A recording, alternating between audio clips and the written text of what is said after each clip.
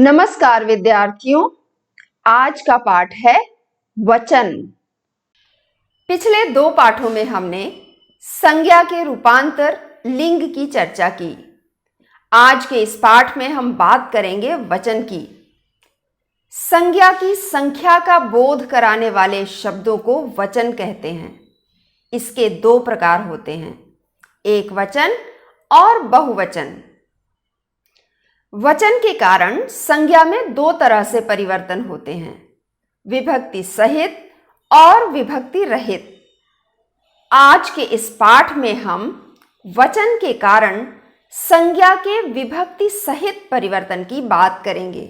हम बात कर रहे हैं संज्ञा के रूपांतर की, और पिछले दो पाठों में हमने लिंग के कारण होने वाले संज्ञा के रूप परिवर्तन को समझने का प्रयास किया। आज इस पाठ में हम वचन के कारण संज्ञा में क्या परिवर्तन होता है और किस प्रकार परिवर्तन होता है उसकी बात करेंगे। तो आइए सबसे पहले जानते हैं वचन किसे कहते हैं, या यूं कहें कि वचन की परिभाषा भिन्न भिन्न विद्वानों ने किस प्रकार दी है। कामता प्रसाद गुरु लिखते हैं, संज्ञा और दूसरे विकारी शब्दों के जिस रूप से संख्या का बोध होता है उसे वचन कहते हैं।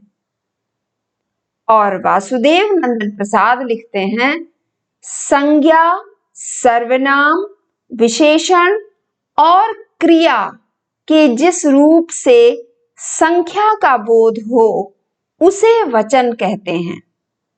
दूसरे शब्दों में शब्दों के संख्या बोधक विकारी रूप का नाम वचन है। और हरदेव बाहरी बड़े ही सीधे और सरल शब्दों में कहते हैं, जिस रूप से संख्या का बोध हो उसे वचन कहते हैं। तो यहाँ इन तीनों परिभाषाओं से यह स्पष्ट होता है कि वचन शब्दों का वह रूप है जिससे संख्या का पता चलता है। कोई भी वस्तु, व्यक्ति एक है अथवा अधिक, जिस रूप से इसका बोध होता है उसे वचन कहते हैं। हिंदी में वचन दो प्रकार के होते हैं, एक वचन और बहुवचन। संज्ञा के जिस रूप से एक ही वस्तु का बोध होता है उसे एक वचन कहते हैं, जैसे लड़का, कपड़ा, टोपी आदि। और संज्ञा के जिस रूप से एक से अधिक वस्तुओं का बोध होता है उसे बहुवचन कहते हैं, जैसे लड़के। अब देखिए, लड़का है तो एक वचन और लड़के बहुवचन, एक से अधिक। कपड़े बहुवचन, टोपियां बहुवचन। वचन समझते हुए यह जानना बड़ा आवश्यक है कि हिंदी में आदर के लिए भी बहुवचन का प्रयोग होता है, जैसे तुम आई। अब आप इस वाक्य की संरचना को देखिए, तुम आई। तुम सर्वनाम का एक वचन का रूप है, लेकिन आदर देने के लिए इस वाक्य में क्रिया के बहुवचन का रूप प्रयुक्त हुआ है, तुम आई। दूसरा उदाहरण देखिए, पिताजी अखबार पढ़ रहे हैं। अब यहां भी देखिए, पिताजी एक वचन है, लेकिन क्रिया का प्रयोग बहुवचन में हुआ है। पढ़ रहे हैं। यह आदर देने के लिए किया गया है। इसी प्रकार अगला उदाहरण देखिए, क्या आज आप मेरे घर आएंगी? अब देखिए, यहां भी आदर देने के लिए आएंगी। तो विद्यार्थियों, इस तरह के प्रयोग हमें सीखना चाहिए। इस तरह के प्रयोगों से भाषा का लालित्य बढ़ता है, भाषा का सौंदर्य बढ़ता है, क्योंकि भाषा इसका व्यवहार करने वाले के संस्कारों को भी प्रकट करती है। तो आप किस तरह की भाषा बोलते हैं, इससे आपका परिचय भी सामने वाले को प्राप्त होता है। इसलिए ही जब हम भाषा का व्यवहार करें तो हमें बड़े ध्यान से उसमें संज्ञा, सर्वनाम, क्रिया, विशेषण आदि शब्दों का प्रयोग करना चाहिए। बड़ी सूझबूझ से प्रयोग करना चाहिए। अगला उदाहरण देखिए, आप कहाँ जा रहे हैं? अब यहां पर भी एक वचन आप है, लेकिन क्रिया का जो रूप है वह बहुवचन का रूप है। यह आदर देने के लिए किया गया है। ठीक ऐसे ही आप आज आने वाली हैं, यहां पर भी इसी प्रकार का प्रयोग है। एक वचन का सर्वनाम और बहुवचन की क्रिया आदर देने के लिए। और अगला उदाहरण देखिए, मेरे पुत्र अध्ययन कर रहे हैं। अब एक सरसरी दृष्टि से अगर कोई इस वाक्य को देखता है तो उसे लगेगा कि यह बहुवचन का वाक्य है। मेरे पुत्र अध्ययन कर रहे हैं। पुत्र एक भी हो सकता है और कई भी हो सकते हैं, लेकिन यहां पर जिस प्रकार का प्रयोग हुआ है वह एक वचन के लिए बहुवचन की क्रिया का प्रयोग हुआ है आदर देने के लिए। मेरे पुत्र अध्ययन कर रहे हैं, यह सम्मान सूचक प्रयोग है। इस प्रकार के प्रयोगों की हमें आदत डालनी चाहिए। तो अब आइए जानते हैं कि विकारी शब्दों का वचन के कारण कैसे रूपांतर होता है। विकारी शब्दों का वचन के कारण दो तरह से रूपांतर होता है, विभक्ति सहित और विभक्ति रहित। दो तरह के प्रयोग होते हैं, विभक्ति सहित प्रयोग और विभक्ति रहित प्रयोग। तो उसका रूप भी इन दोनों प्रकारों में थोड़ा अलग होता है। और आज के इस पाठ में हम विभक्ति सहित जो रूपांतर होते हैं वचन के कारण, उनके प्रयोगों को देखेंगे, उन रूपों को समझेंगे कि किस प्रकार ये परिवर्तन होता है। और यह रूपांतर संज्ञा, सर्वनाम, विशेषण और क्रिया सभी का होता है, किंतु सर्वनाम, विशेषण और क्रिया के रूप मूलतः संज्ञाओं पर ही आश्रित होते हैं। और यहां मैं विशेष रूप से कहना चाहूंगी कि विशेषण और क्रिया के जो रूप होते हैं उन पर संज्ञा की लिंग और वचन दोनों का प्रभाव होता है। और इन दोनों रूपों के उदाहरण हम आज इस पाठ में देखेंगे। तो आइए सबसे पहले देखते हैं वचन के कारण संज्ञा का विभक्ति सहित जब रूपांतर होता है तो किसी शब्द के रूप में प्रत्येक विभक्ति में किस प्रकार परिवर्तन होते हैं। और समझने के लिए, उदाहरण के लिए आज यहां मैंने लड़का शब्द लिया है। लड़का जो आकारांत पुल्लिंग शब्द है। तो आइए देखते हैं कि प्रत्येक विभक्ति में कर्ता, कर्म, करण, संप्रदान, अपादान, अधिकरण, संबंध, संबोधन, इन प्रत्येक विभक्तियों के साथ लड़का शब्द का रूप एक वचन में और बहुवचन में किस प्रकार बदलता है, रूपांतरण किस प्रकार होता है, आइए देखते हैं। जैसा कि आप सभी विद्यार्थी जानते हैं कि प्रत्येक कारक का अपना एक विभक्ति चिन्ह होता है। एक या कभी कभी एक से अधिक चिन्ह भी होते हैं, और जब इन चिन्हों का प्रयोग होता है वाक्यों में, जो कि हम आने वाले पाठ में, कारक वाले पाठ में विस्तार से पढ़ेंगे, लेकिन यहाँ विभक्ति सहित रूपांतर समझने के लिए ये याद रखना आवश्यक है कि जब हम विभक्ति सहित प्रयोग वाक्यों में करते हैं तो कई बार विभक्तियां दिखती हैं, मेरा मतलब है विभक्ति चिन्ह दिखते हैं वाक्य में, और कई बार विभक्ति चिन्ह नहीं दिखता है, वहां पर हम कहते हैं शून्य है वह।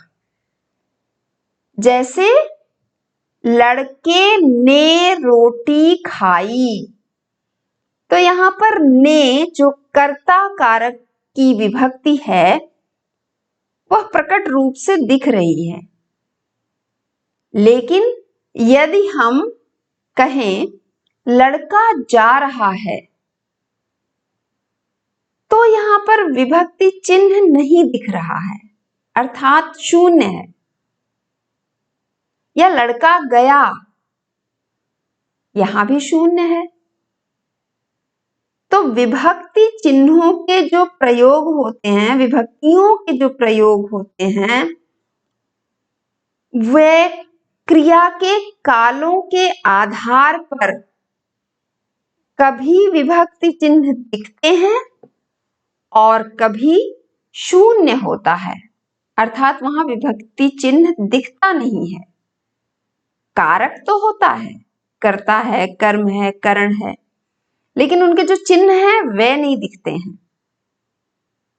यहां मैंने जो लड़का शब्द के रूप दिखाए हैं, इन सब में विभक्ति चिन्हों का प्रयोग भी दिखाया है। इसे ध्यान से देखिए। कर्ता कारक के साथ जब एक वचन में लड़का शब्द का रूपांतरण होगा तो उसका प्रयोग किया जाएगा लड़के ने। जैसे लड़के ने रोटी खाई, और यही प्रयोग जब बहुवचन में किया जाएगा तो लड़कों ने रोटियां खाई। अब आप प्रयोग पर ध्यान दीजिएगा, लड़के ने, लड़कों ने। अब आप एक चीज और याद कीजिए, आगे अगले वीडियो में हम देखेंगे कि जो विभक्ति रहित रूप होता है लड़का का, वो बहुवचन में लड़के होता है। एक वचन है लड़का और बहुवचन लड़के, लेकिन विभक्ति सहित जो प्रयोग होता है एक वचन में भी उसका प्रयोग कहीं कहीं लड़के हो सकता है। जैसे यहां पर है लड़के ने रोटी खाई, ये एक वचन है लड़का यहां पर, और इसका जब हम बहुवचन का रूप देखेंगे तो लड़कों ने रोटियां खाई। इसी प्रकार कर्म कारक में एक वचन रूप जो लड़का का विभक्ति सहित होगा वह होगा लड़के को, और बहुवचन में लड़कों को। इसी प्रकार करण कारक में लड़के से, लड़कों से। संप्रदान में लड़के को, लड़के के लिए, और बहुवचन रूप है लड़कों को और लड़कों के लिए। इसी प्रकार अपादान कारक में एक वचन रूप लड़के से और बहुवचन रूप लड़कों से। आप इन रूपों का अपने वाक्यों में प्रयोग करके भी देखिए, तब आपको और स्पष्ट होगा। अधिकरण कारक में एक वचन रूप होगा लड़के में। लड़के में कई गुण हैं।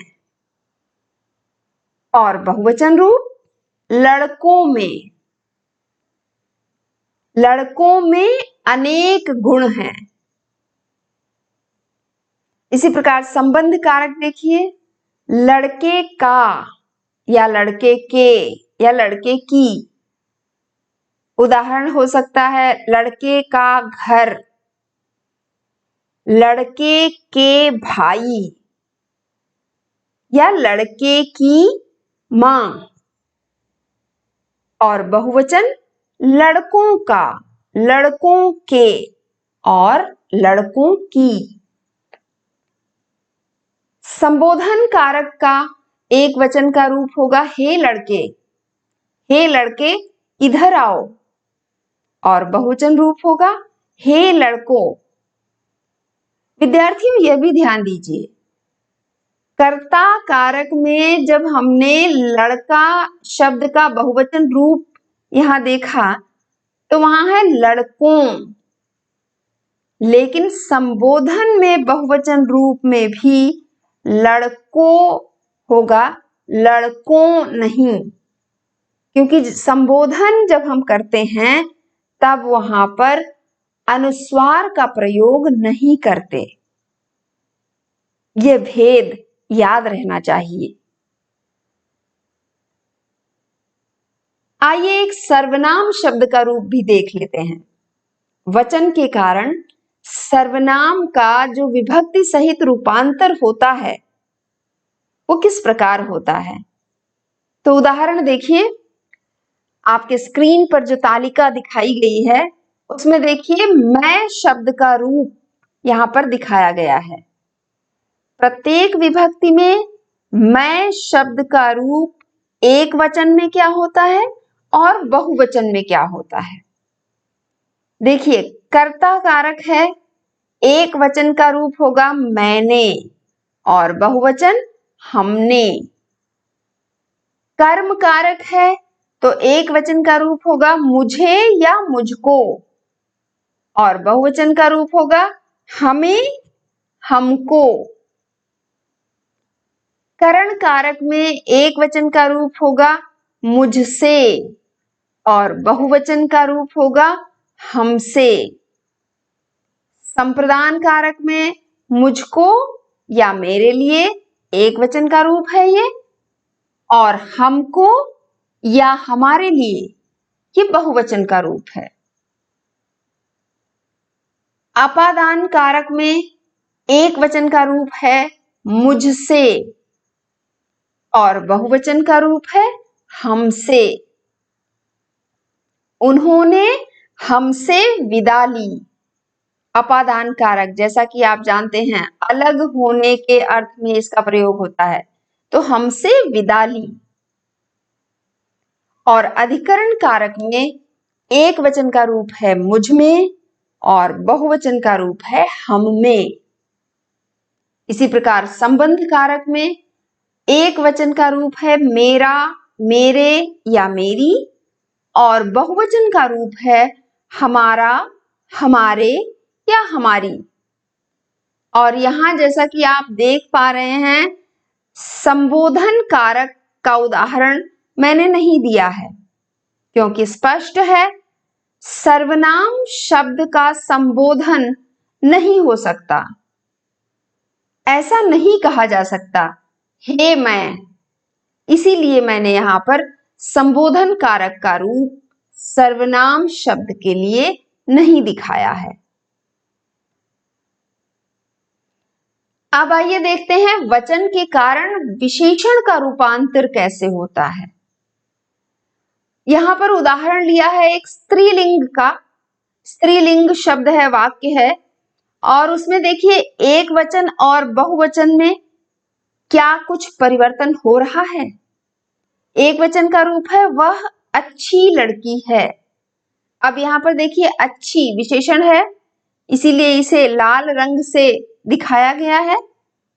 तो वह अच्छी लड़की है एक वचन, और वे अच्छी लड़कियां हैं बहुवचन।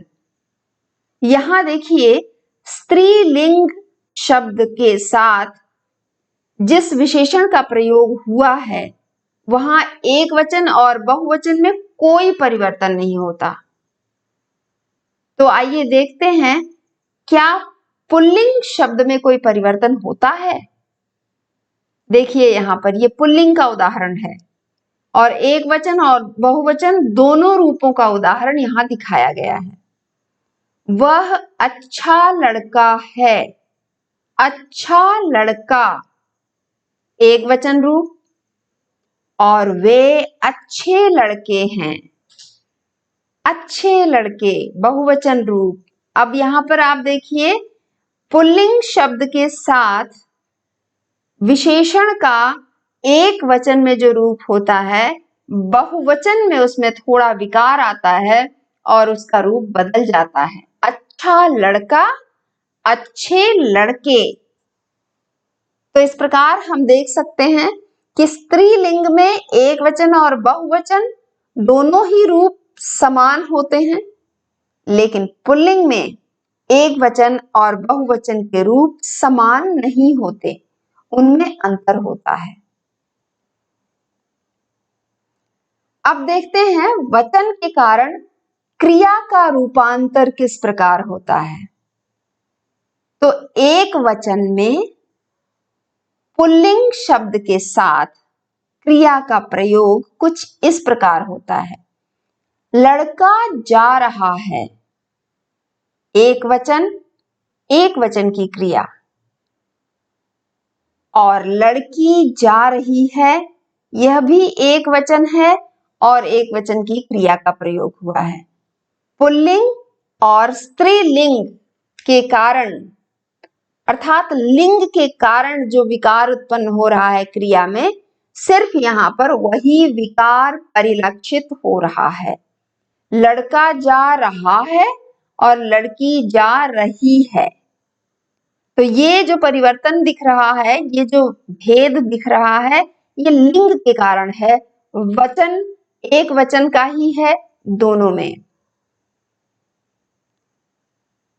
तो देखते हैं वचन के कारण क्रिया के रूप में बहुवचन में क्या परिवर्तन होता है, पुल्लिंग में और स्त्रीलिंग में, दोनों में देखेंगे।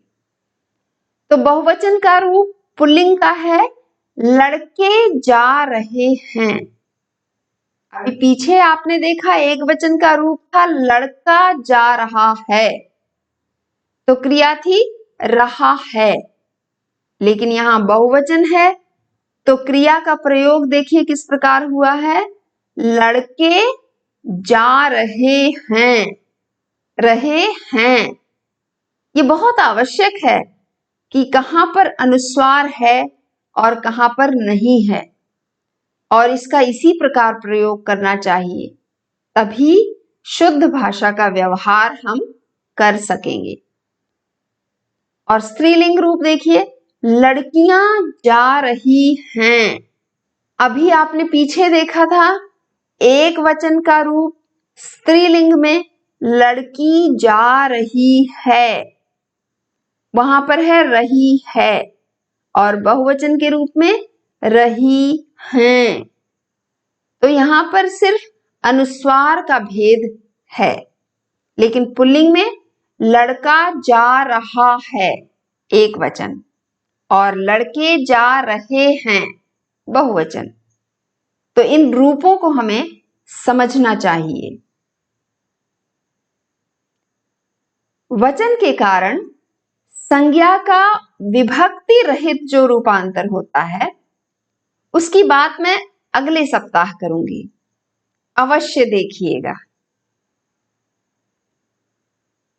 विद्यार्थियों, इस पाठ के निर्माण में मैंने जिन पुस्तकों को आधार बनाया है या यूं कहें कि जिनसे सहायता ली है, उनके नाम हैं हिंदी व्याकरण, कामता प्रसाद गुरु। आधुनिक हिंदी व्याकरण और रचना वासुदेव नंदन प्रसाद। व्यावहारिक हिंदी व्याकरण तथा रचना हरदेव बाहरी।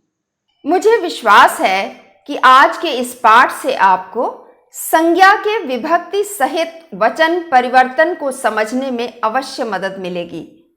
आप इसे स्वयं भी देखें और अपने मित्रों से भी देखने का आग्रह करें। चैनल सब्सक्राइब करें, लाइक करें और साझा करें। अब आप हमसे हमारे फेसबुक पेज के माध्यम से भी जुड़ सकते हैं। लिंक डिस्क्रिप्शन में दी गई है। आपके सवाल और टिप्पणियां ये सुनिश्चित करेंगे कि आप हिंदी व्याकरण ध्यान से सीख रहे हैं। तो विद्यार्थियों, आगे का पाठ अगले सप्ताह। तब तक के लिए धन्यवाद।